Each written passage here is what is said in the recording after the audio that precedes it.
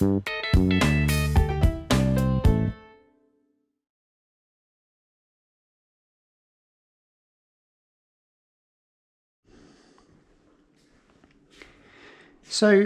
a common shot that you might see with new players in the game is in a situation like this where you've got a ball hanging over a pocket and a cue ball a long way away, and the player will think, okay, I need to play this shot with screw back to stop the white from going into the pocket.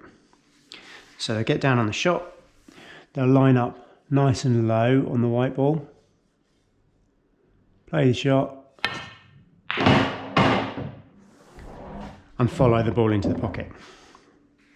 Now, the reason for that is quite simple, and it's that the cue ball ran out of spin. When we play spin, it doesn't last forever. As the ball travels across the table, that spin slowly gets less and less and less because of the friction on the table. So what actually happened in that shot is the ball started out nicely, and you might have been able to see it on the video. You can see with the spots on the ball was spinning back nicely as we struck at the bottom of the cue ball. Spinning back, but as we're going, that spin's getting just a little bit slower, a little bit less, and by the time it got about here, it would run out of spin, and then the ball actually changes direction and it ends up spinning that way. So by the time it hit that ball, it potted it and was rolling forward and rolled into the pocket. So we have to be able to, as a player, we have to be able to judge when our spin will run out. If we wanted to do that successfully, we couldn't hit any lower on the ball. So our only option is to increase the pace on the ball.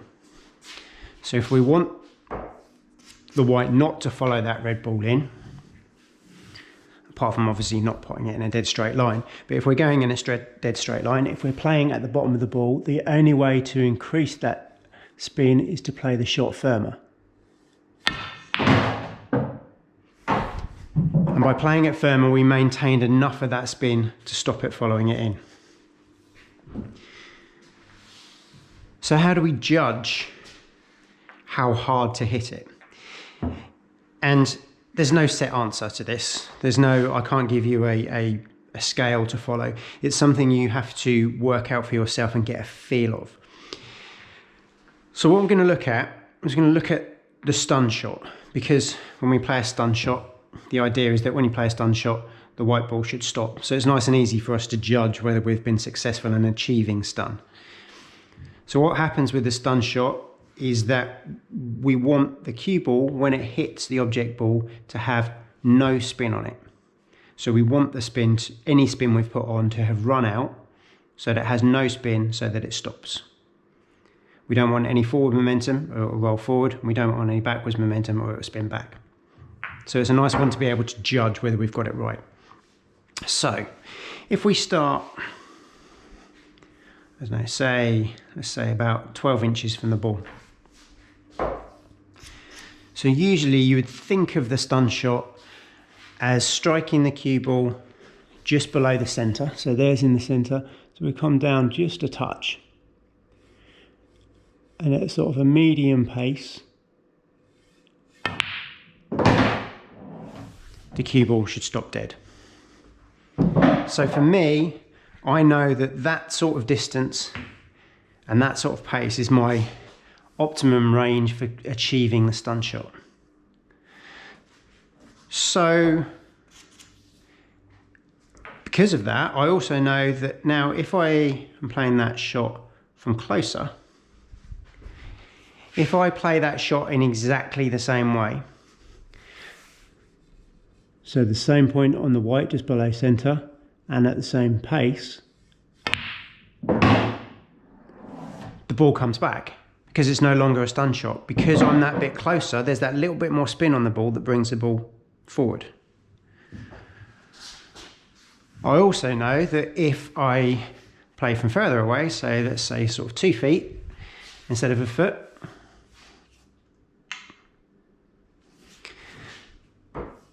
that if I play this exactly the same way now, same place on the white, just below centre, same pace on the ball, that it will travel forward slightly because the spin has run out. So we've got two ways of adjusting for that.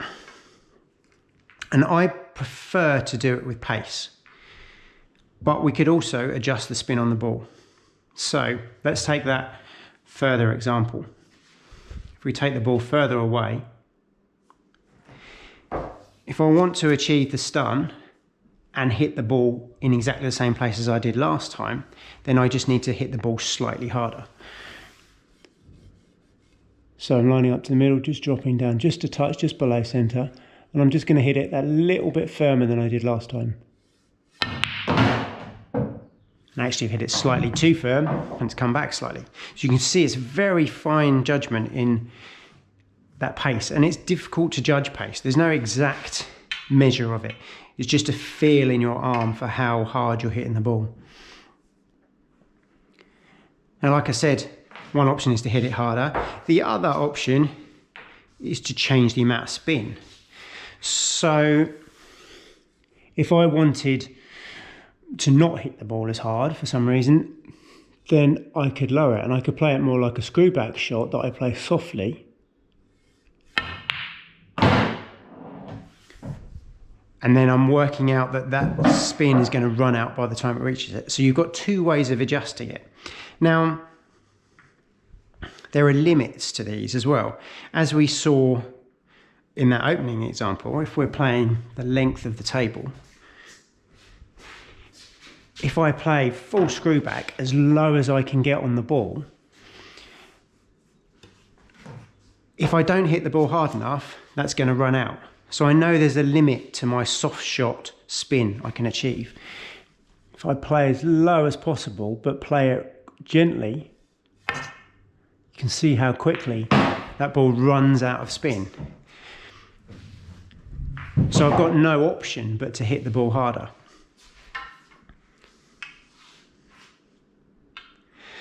So, as I said, there's no set way of working this out, but a good drill you can do is place a ball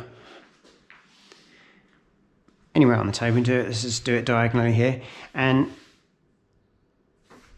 set yourself out some increments. So we're going to do sort of about 6 inches, 12 inches, 18 inches.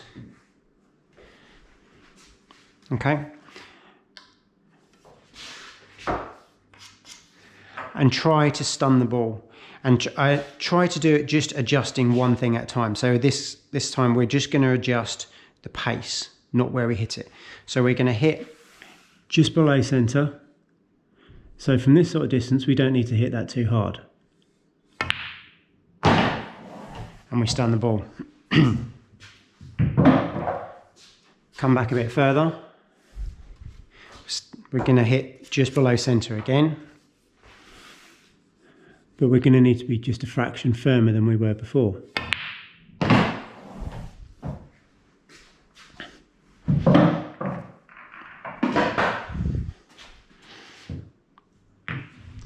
Come back further still.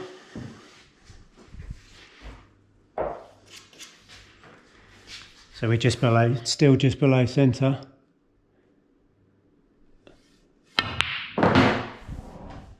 Medium pace, a fraction too hard, and you see it came back just a touch.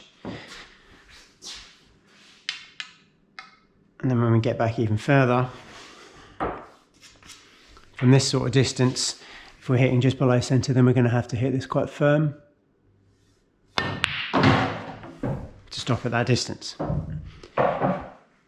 And it's just a case of doing that sort of thing over and over again to get a real feel for your pace, to adjust that, the amount of spin and where it's going to run out on the ball. Now, as I said, you could do exactly the same thing and adjust where you hit the ball instead. So let's try that instead.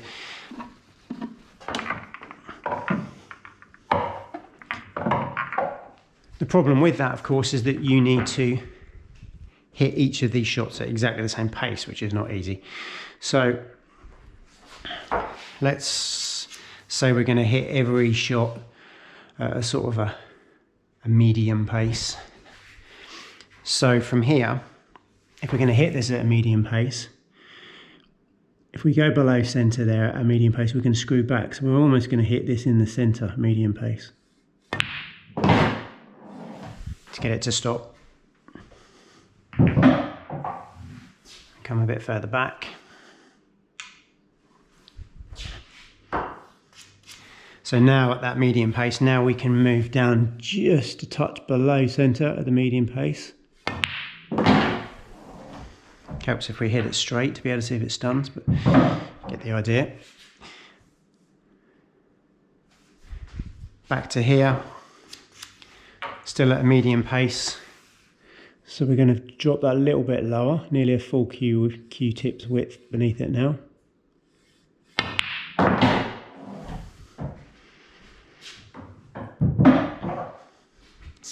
And then if we're right back here, if we're still only hitting at a medium pace, we're almost playing like a screw back shot. Not quite right down the bottom, but fairly low.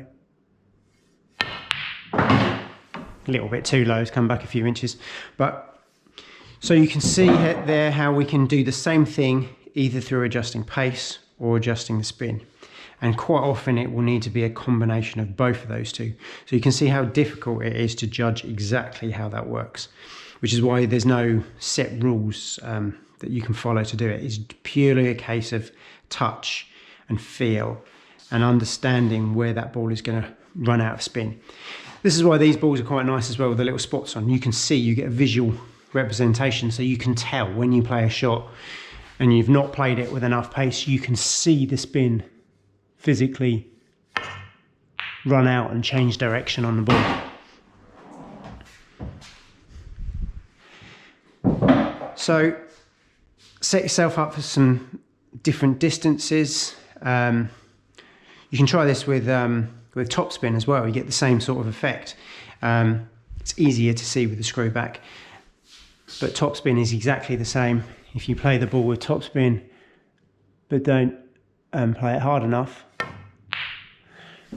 it's following through, but it's not really generating any topspin compared to if you hit the ball firmly in the same place,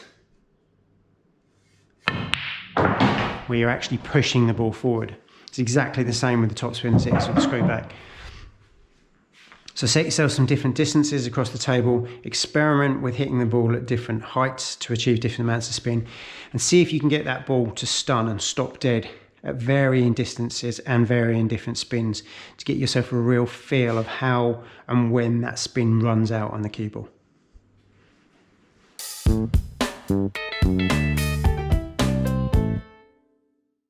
If you want to see more practice routines and pool tutorials, then please remember to subscribe. And if you're interested in any of the equipment I use in this video, then there are links in the description below.